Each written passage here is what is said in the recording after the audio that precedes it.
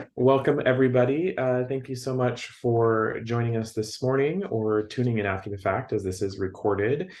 So if you're coming to us later, thanks for checking us out.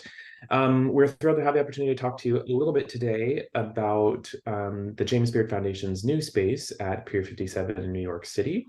Platform, which is our show kitchen and event space, and then what we're here to talk about today, Good to Go by James Beard Foundation, which is our new fast casual kiosk incubator. So we'll get into that in just a moment. Just introductions quickly. My name is Chris Moon. I'm the president and COO of the James Beard Foundation. And I've had the pleasure the last 4 years of spearheading this incredible project for the James Beard Foundation at Pier 57, along with many wonderful colleagues, including Victoria, who I'll hand it over to next. Hi, everyone. Great to be with you today. My name is Victoria Jordan Rodriguez, and I'm the Director of Special Projects for the James Beard Foundation. And I've been working on this project with Chris for the last couple of years, bringing it to life over at Pier 57. Great. Georgette, maybe over to you. Thank you. Good morning. My name is Georgette Farkas. I work with Great Performances. This is I've been with them for 3 years now.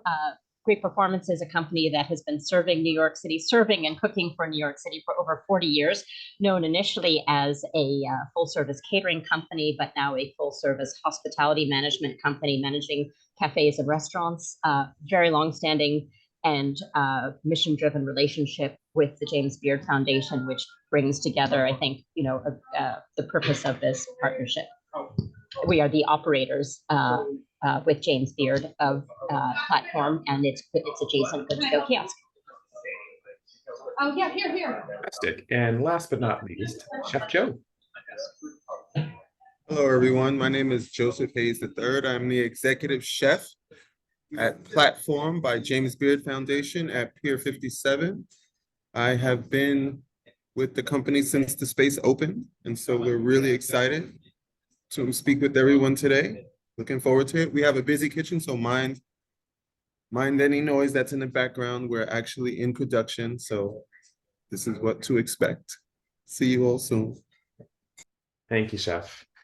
All right, so to jump in just a little bit first, and we will have some slides for you as well, so Victoria will be handling that. Just a little bit about the project to orient you to the space. So Pier 57 is an incredible real estate development. It's an iconic building in New York City at 15th Street and the West Side Highway in New York. It has burnt down twice in its history, and this is the third construction iteration, which is now in steel and concrete. But it is truly a gem of New York City and the West Side Highway. It is owned by the Hudson River Park Trust, and as a public-private partnership between the Hudson River Park Trust, RXL Realty, Google, and Jamestown Properties, the entirety of the pier has been redeveloped and opened to the community as part of the West Side Highway, the Hudson River Park.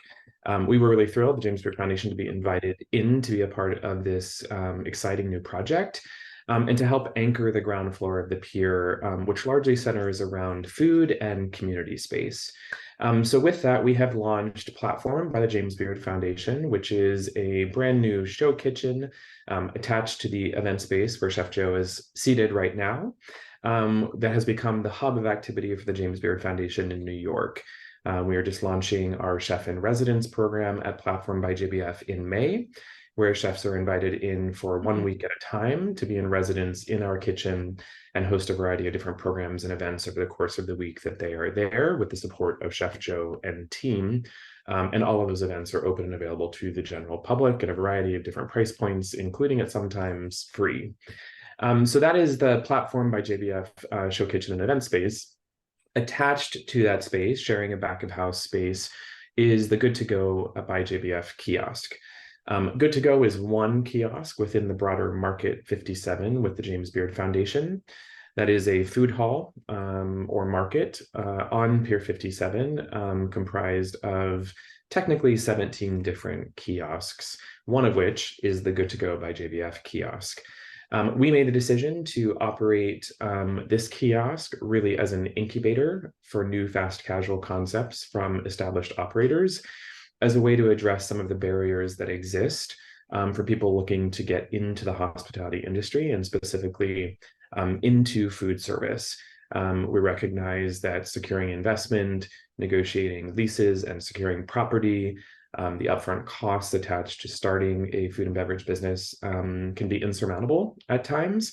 And so this was a way for the James Beard Foundation to leverage our space and to take on the financial risk associated with securing permanent real estate to allow established operators to pilot new fast casual concepts in this financially de-risked environment.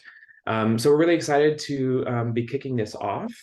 I would just say before I turn it over to Victoria to go through some of the specifics, the pier launched on April 1st to the general public.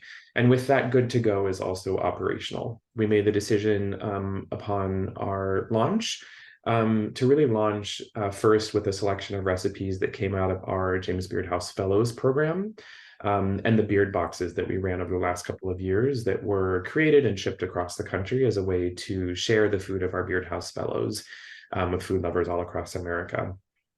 This is a way for us to kind of work out the operational kinks before we bring another concept into the kiosk. So that is what is currently in residence at Good to Go by JBF. If you're in the New York City area, please swing by, come check out those amazing recipes from our fellows, get a sense of what the space is all about. And then the application period that is open currently is really for us to select our first two concepts, the first of which will launch in September.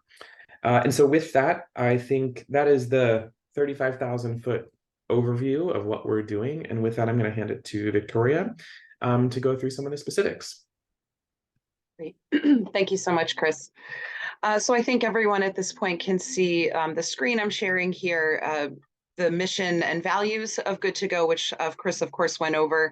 It's to incubate new fast casual concepts from experienced operators in a risk mitigated environment. And I think that's really the key factor here that makes this something really unique and stand out in kind of the world of incubators and this kind of concept.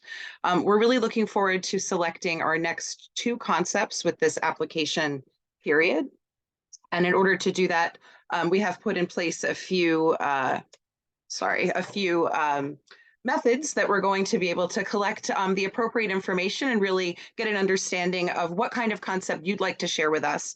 So the very first part of this, of course, is the signing up to even fill out that application. We're hosting that on SurveyMonkey, so you'll need to register for a SurveyMonkey account. That is a free application, or a free registration rather, and then the application itself is also free. So there's no impact for you to go ahead and do this. You do need to have a verified account to submit that application. If you already have an account, don't remember your password. There's ways and methods to go through that. If you do have any questions about the sort of way the application method works, you can email us at JBF or JBF at Pier 57. I'm sorry, our general email is pier57@jamesbeard.org. Apologies, pier57@jamesbeard.org, and we can answer those questions very quickly. But we find that this is quite an intuitive process. And if you're used to signing up for things, registering things for things, then that is going to be really not too much of an issue. A couple of notes here about application dates, selection, and timelines. This application opened on April 1st, 2023, which was actually the date of our public opening down at the pier.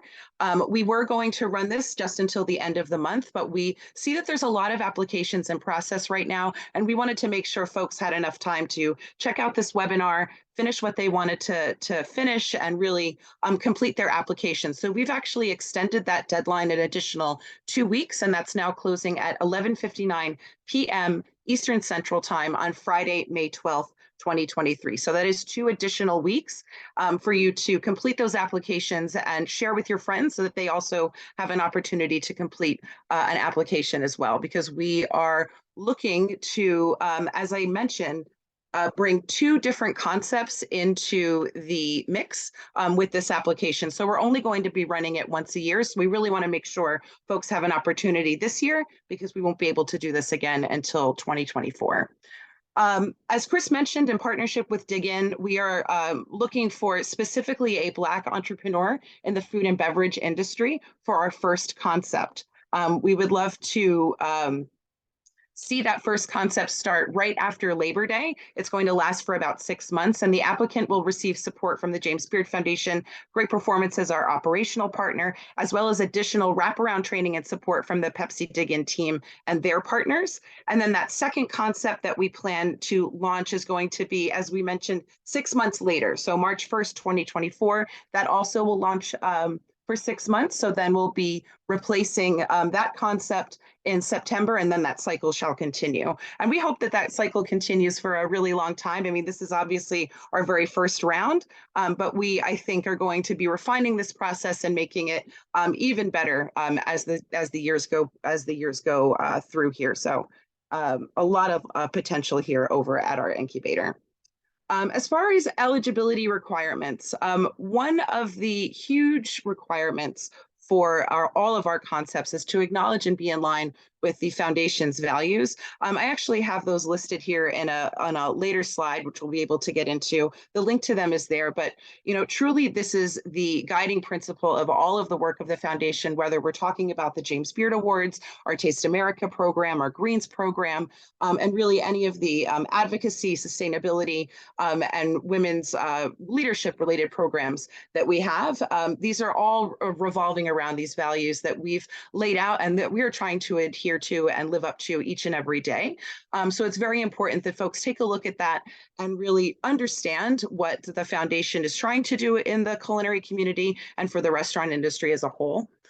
These concepts, of course, have to be compelling from a marketing perspective and convey a delicious menu. I have no doubt that all the folks listening to this webinar right now are making really delicious food, and we can't wait to see how that comes across in this application. We will, of course, need to ensure that it's executable in our operational footprint.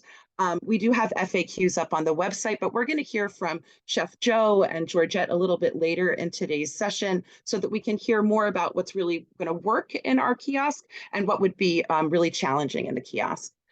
We would need for you to commit to a 6-month term, including regular meetings to review those sales report and reviews, and then have regular site visits. So one of the key factors here is that you don't actually need to work every day in our kitchen or in the kiosk. We will be using those recipes that you're sharing with us, kind of adapting them to make sense in the space that we have. And then we would be sharing with you metrics, sharing with you details, but then setting up a time for us to also meet in person, for you to come and taste the food periodically, to just make sure everything's in line with what you had in mind and your vision for this particular project. We are asking because of that these first concepts are from operators in the tri-state area. And I realize that JBF has a lot of friends that are across the country and even internationally, and we cannot wait to talk to you about those concepts as well.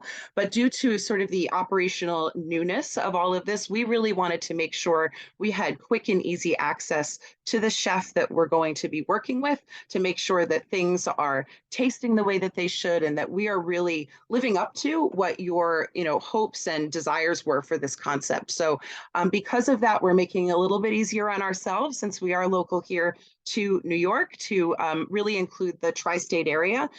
But don't let that dissuade you from thinking about future concepts. And I think even our second 6-month concept that starts in March of 2024 could even be something from a little bit further afield if we feel comfortable with the way that this this summer's selection process goes. We will need you to have a social security number, a tax identification number for the payments, which Chris is going to talk about a little bit later. We will need a professional recommendation letter, plus a resume or a CV, and then of course be available for follow-up interviews as needed so that we can just make sure we understand your concept fully and exactly what you wanted to convey. A few more requirements here. We are looking for someone who has some experience. This is not an incubator where we're going to teach you how to run a business, but that you already have a business somewhere else and a really great idea for a fast casual concept that you'd like to see executed on this kind of trial basis. So it's very important that be taken into consideration because we want to make sure that we've really planned through what recipes, ingredients, sort of the operational requirements for a menu that you would be submitting. Of course, if you'd like to be considered for that first incubator in partnership with Pepsi Dig In, we are asking you to confirm your identity as Black or African American in the application. So if there's any questions about that, we can certainly answer, but that is the way that that partnership works, and Chris is going to talk a little bit more about that later. We are asking applicants to be fully vaccinated and boosted and provide proof of vaccination status so that you can access our space and come and train our team on your recipes. And then the additional information, again, is a confirmation of mission and values, mentorship and leadership opportunities that you provide. We're asking for a professional reference, which I see a lot of completed applications have already included as well. And then images of the proposed menu are so helpful as we're kind of making those decisions on what would suit that concept or that kiosk space best. I think that brings this to the end of this section. I think at this point, I'm going to throw it back to Chris Moon to take us through our operation and compensation notes here. Great. Thank you, Victoria. So once the concepts are selected, we will notify those entities by early June. And once those concepts accept, we will begin working with the first concept that will launch in September over the course of the summer. And so a lot of this work will be in partnership with Chef Joe and Georgette, who are on the line with us. And this will be us fleshing out the menus, the recipes, how is that going to come to life in our space? What does the marketing look like? How are we telling your story, the story of the food within the space? So as Victoria mentioned, there will be a lot of FaceTime with this team, particularly in the summer, in the lead up to the actual launch. And then once we're launched, more regular cadences of check-ins, reviewing of sales reports, guest feedback, etc. But a lot of the prep work will happen over the course of the summer so that we are ready to go for that launch right after Labor Day. In terms of compensation, so as we mentioned, Victoria, yeah, thank you. This is a financially de-risked environment. So the James Beard Foundation has assumed responsibility for the rent, for the labor, for taking the cost of food out of gross sales, liability, all of those other things, et cetera. We have assumed that responsibility within this kiosk. That said, we still wanted to make sure that for concepts who were dedicating their time, their energy, and their intellectual property to be in residence with us, that there was also a financial gain for those concepts while they were with us. Again, the idea here is that you can be with us, flesh out your business concept, have all of that real world feedback from consumers, food cost, et cetera. And then with the collection of a stipend of $3,500 per month while in residence, that is also a little bit of a nest egg, so that at the end of your residence, if you actually wanted to sign your own lease and start this business somewhere permanently on your own, there's a bit of a nest egg that you could save up if you want to help with those startup costs that you might incur. So every concept that is selected will just receive that flat $3,500 per month stipend while in residence. And again, that is the James Beard Foundation taking on the financial risk here to say whether sales are great or sales are low. This is our commitment to you while you are with us. The next slide. So Victoria briefly mentioned our partnership with Pepsi Dig In.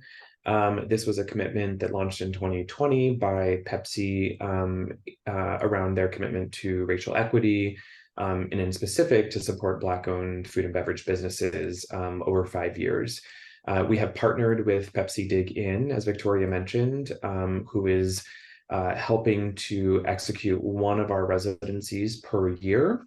And as Victoria mentioned, in partnership with Pepsi Dig In, we will be selecting one applicant or one concept from a Black chef or restaurateur that will be in residence at the Good to Go kiosk. And again, that is the concept that will launch first in September. With this, if you're familiar with the Pepsi Dig In platform, they are working with a number of other partners, from Eat Okra to Restaurants Delivered to a number of other entities. And so the concept that is selected to be our Pepsi Dig In concept will benefit not only from the resource and support of the James Beard Foundation and Great Performances team, but will also benefit from that additional support that comes with the Pepsi Dig In network and all of their various partners as well. So we're very excited about that. And then on the next slide, Victoria mentioned our James Beard Foundation values. If you're familiar with us, which I assume you are if you're on this webinar, our mission is good food for good, really about that intersection of where deliciousness and good food comes together with creating a better food world. And these are our values that we use to guide our work. Equity, of course, to guide our work, transparency, so wanting to be open and honest about the ever-evolving nature of the work that is underway to create a more equitable industry and to bring others into that process. At our core, respect. Respect is very important. And in fact, with the team on site at Platform and Good to Go and Chef Joe, we talk a lot about creating a culture that is anchored in respect and the dignity that each person brings into a business, regardless of their position in the hierarchy. Integrity, we truly do strive to do the right thing and stand boldly in our convictions. That doesn't mean we always get it right, but we try to bring integrity into every decision and program that we build. Community is hugely important, and I think when you come to see the peer project in general, you'll get a sense of how community is being fostered in that space. We are one of 17 kiosks, and the idea of us looking at Market 57 and all of the vendors almost as a main street, and trying to work together with all of the kiosk business owners so that we create that sense of community and that sense of place at Pier 57. And then last but certainly not least, passion. We care deeply and authentically about this industry. We love food, beverage, hospitality, and the people that work in this industry. And that drives everything that we do at the James Beard Foundation. So we hope that you will express your alignment with these values in your application, because we really truly are looking for people who help bring these values and this vision to life in the concept that they put forward. And with that, I think we now get to get into the weeds of operations. And so I'm going to turn it over to Georgette and Chef Joe to talk a little bit about how this all works and what's possible. What does good look like? Well, Chef Joe is the key here, but I just want to emphasize how much Great Performances is here to make you the good to go chef in residence, to make you shine, to be your partner, to take your ideas and your creativity and help to adapt them through the pipeline so that when they end up, when they are served at the good to go kiosk, they will be as delicious, as beautiful, and as smart as you have intended. Also, Great Performances, as much as we have an incredible culinary team here led by Chef Joe, but another full culinary team behind him and supporting him, Great Performances loves to partner with chefs. It's what we do every day in our restaurants, in our cafes, and our catering operations. So that kind of collaboration, partnership, we feel that that is a situation of 2 + 2 = 8. So it's really part of our DNA, these partnerships with chef. But over to Joe for the real for the reality of what it will take and to bring your dishes to the good to go kiosk. And later on in the process, once chef's selected, just to let you know that we will work with you on very clear procedures, production schedules, that will partner with you to get your recipes onto the line at good to go. Over to you, Joe. Hello, everyone. Thank you, Georgette. Thank you, Chris, and thank you, Victoria. First, I want to say I would like to double down on the core values because I think that's a great place to start. And I think that's how we're running our kitchen. We've created an amazing culture and we're continuing to create that culture in this kitchen of just respect, integrity, and all of those things that were spoken about with the core values of James Beard Foundation. And that's something that we hold very, very dear to us in our kitchen. And it's the core piece of what we do every day. And so from that, the food comes. And so what I would like to say to every applicant there is be authentic with the menus that you create, because we have a great team that can do a lot of R&D to get these recipes to a fast casual space. What I will say is something that maybe just being authentic to yourself and make sure that the story is personal to you. And then we can work out all of the kinks to get it to be servable in a fast casual environment. I don't think something like, let's, for instance, if you wanted to do a pizza, we don't have pizza ovens here. So I don't think that's something that would translate well. But I do think that if it's something that was in your heart, we could talk about how to better and how to kind of make a version of that that can be sold at a fast casual place. I think keeping in mind this fast casual idea is what is really going to take this menu that you create over the top, right? And keeping in line with the values. Again, I'll harp on these values again because it is very, very important to me that the people that come into the kitchen and all of the people that I work with and work with me are very good people, you know, and I think that is really the operational part. And again, I am a chef at heart, and so I'm always going to say, dream big, do what's in your heart, and let us all just figure it out together with a lot of research and development. And so I don't want to put limits on you and say what we can't do. I will say we don't have pizza ovens, so stay away from pizza.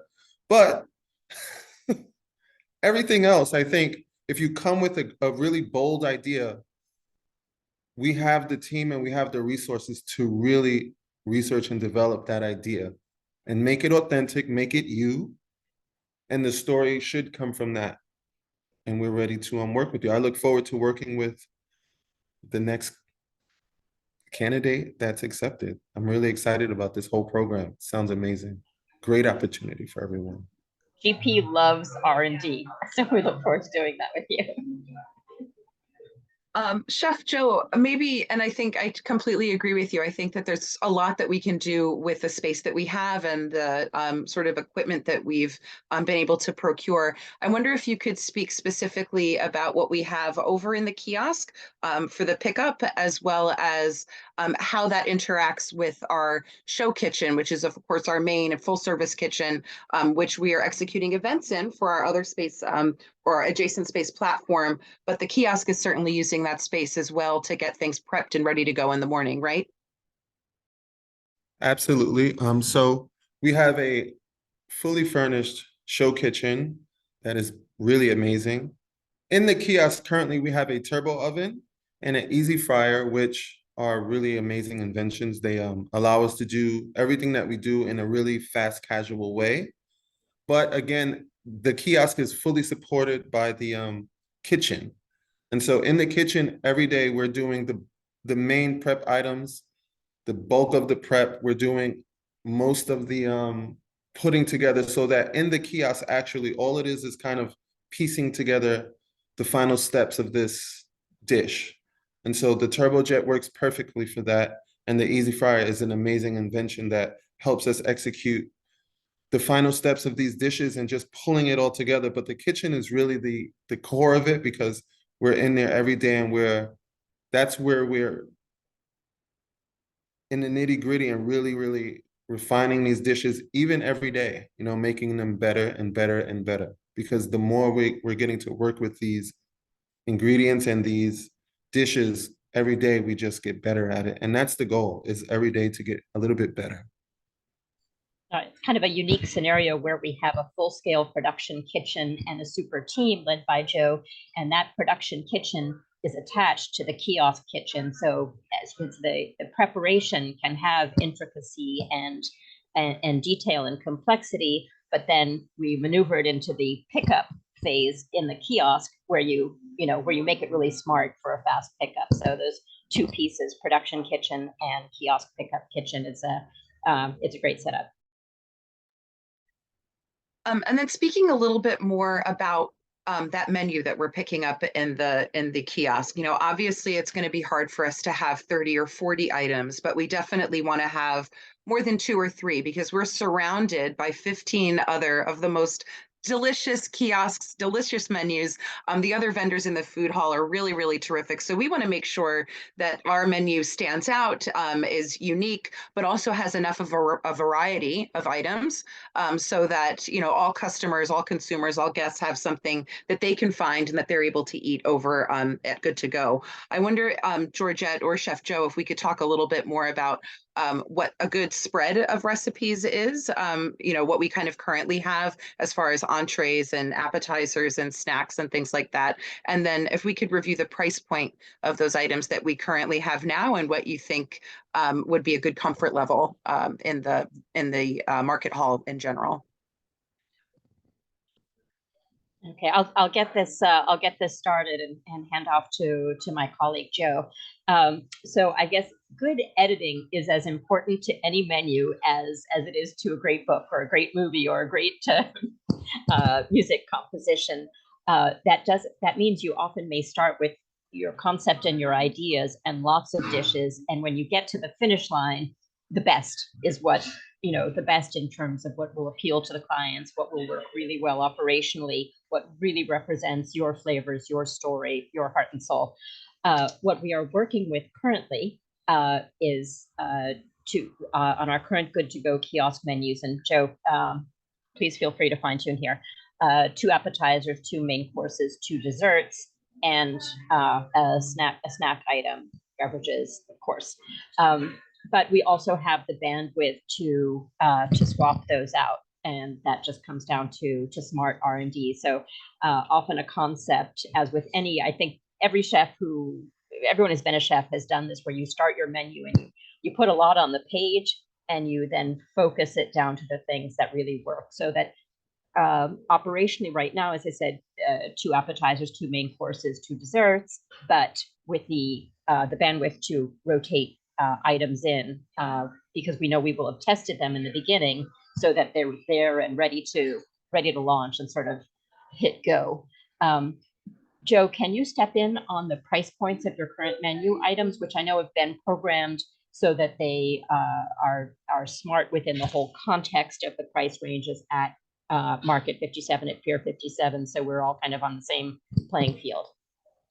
Yes, absolutely. So currently our menu ranges from $7.50 all the way up to about $17. And I think that's a good space to be in this market. I think it works well. And I think for making a menu, it's trying to create a balance, right? Some heavy items, some lighter items. So currently we have and by the way, our menu currently that we're running in the kiosk is by amazing James Beard Fellows. They've created these amazing dishes, and we're actually the ones executing them every day. And so currently we have a sweet potato croquette. We have a pernil dish with green banana escabeche. We have an amazing chocolate cake. We have a great popcorn. We have an amazing jicama salad. And there's just an amazing balance that we're trying to achieve in the kiosk. And again, dream big, but also learn how to edit down. And don't let the enormity of the situation force you into doing things that you aren't comfortable with. I think being comfortable as a chef is really, really important. And a lot of times those comforts come from doing things that make you happy and bring you joy and bring good memories. And so it's a balance, right? And I think that's what we're looking for: a balanced menu, a balanced price point, just balance. Absolutely. Go ahead, Georgette. I'm sorry. No, I think I just reiterate balance that tells your story. I think it is very important, and your applicants would be doing this anyway, that these are dishes that you own. You know, these are dishes that are in every, you know, core of your being. You have made them countless times. You may decide to edit, adjust for the kiosk context, but these are most likely not things that you have never made before, making for the first time. These are the dishes you have been making, dreaming of, you know, that have been part of your journey and your career path. So that's justified, and then they will be telling your personal story, your culinary story, that much more.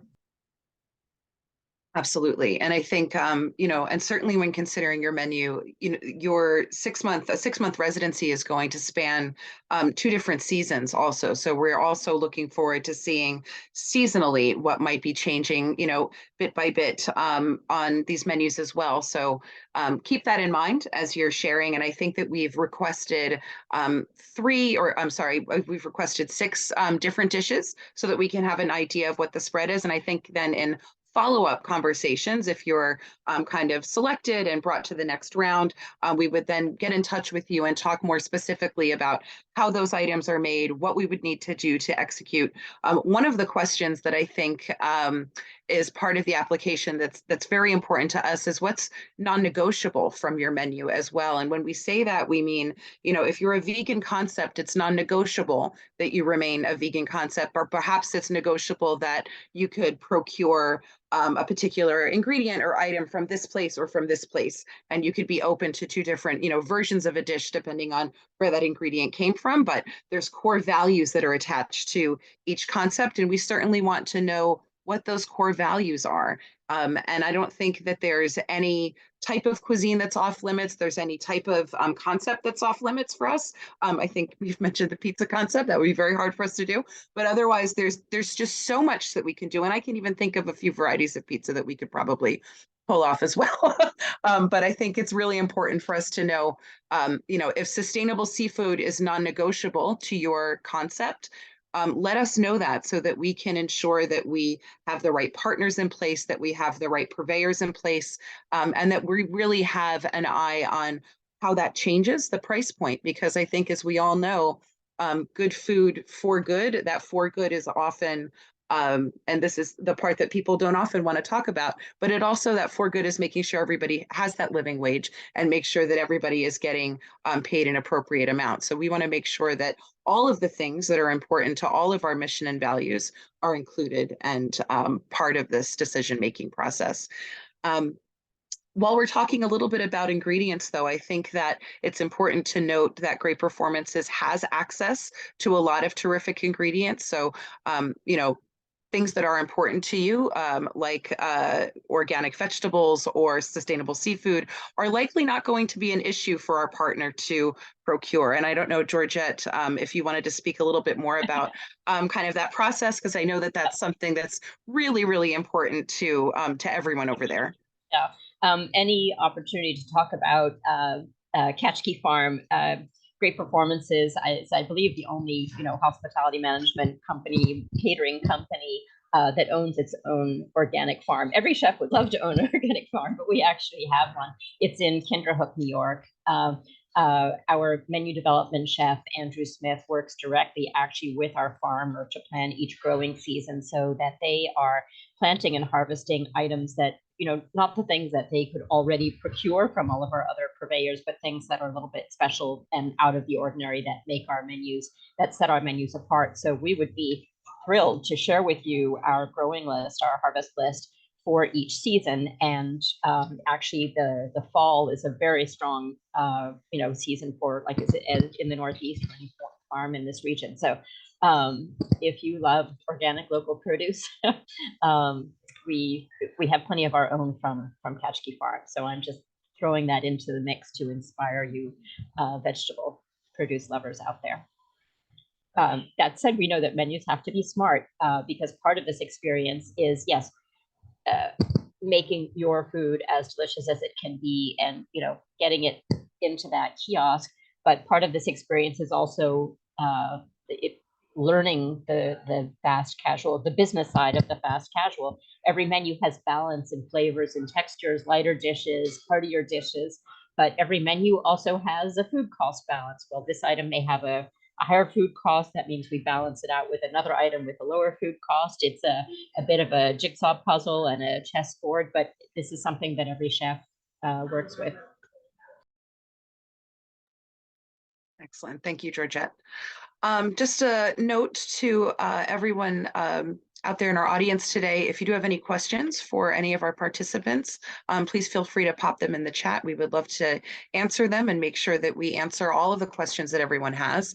I think one thing that we didn't really touch on is the timeline for once the application process closes. So we were, of course, going to be closing at the end of this month on the 30th. That has been extended an additional 2 weeks. So we will be closing at 11:59 p.m. Eastern Central Time on Friday, May 12th, giving everyone 2 more weeks to complete those applications. We did see that there's a lot of things in progress. We want to make sure everybody, especially busy chefs, have an opportunity to get all of the things that they need together, pull together that photography, those letters of recommendation, whatever else you need to finish that application up.